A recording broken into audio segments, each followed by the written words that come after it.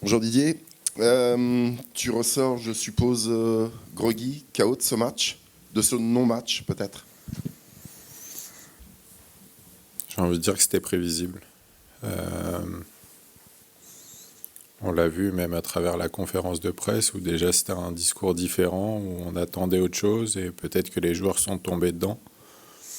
On pensait que ça devenait plus facile. Et à partir de là, je suis le fautif puisque je choisis les joueurs et j'ai eu toute la semaine pour le faire.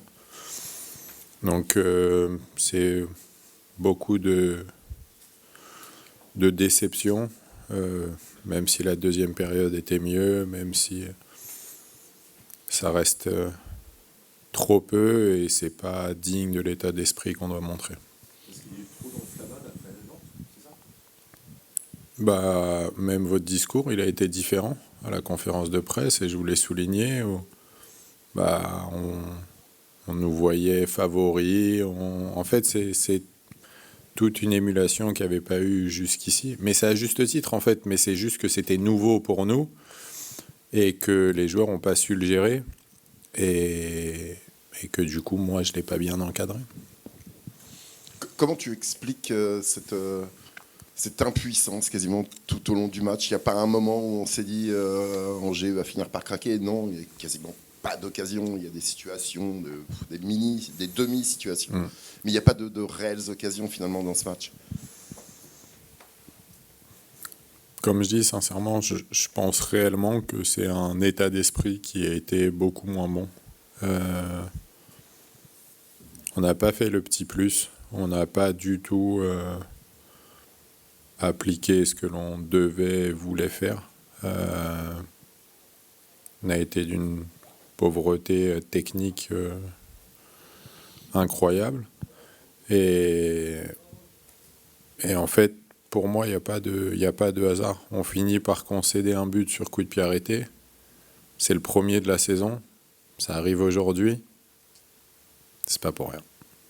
Ce qui est regrettable, c'est qu'à la mi-temps, il y a 0-0. Je pense qu'on peut dire que le HAC s'en sort Très bien.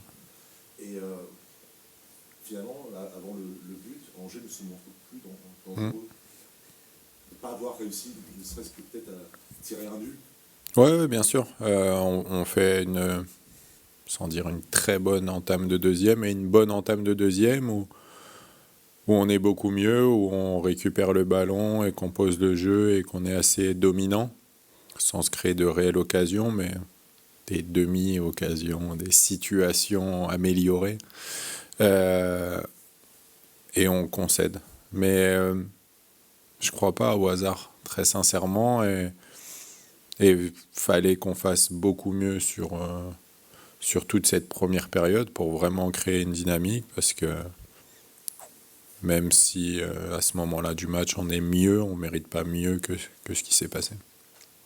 Est-ce que ça ne symbolise pas aussi les difficultés à faire le jeu à domicile, à prendre le jeu à son compte? Parce Oui que et jusqu'à non. présent, il y a eu des équipes comme Lyon, comme Lille, comme Paris, comme Reims. Oui. On sait que voilà, il y a des risques de réellement subir. Là, on attendait quand même du HAC qui prenne le jeu à son compte, en tout cas un peu plus souvent qu'on ne l'a vu ce soir. Ouais, mais au final, bah, c'est ça qui est assez paradoxal, c'est que le but, on le prend quand on prend le jeu en compte et que, même si c'est sur un coup de pied arrêté, mais je pense vraiment qu'on a la faculté de le faire, qu'on peut le faire. Et les fautes techniques qui ont été faites aujourd'hui ne sont pas, ça ne reflète pas la qualité. C'est des fautes qu'on doit plus voir en Ligue 1. Donc c'est pour ça que je pense sincèrement que c'est lié à l'état d'esprit plus qu'à autre chose. Est-ce que on en sait déjà un petit peu sur l'état de santé de Josué? Non, pas encore. Il est parti passer des examens. Ça fait partie de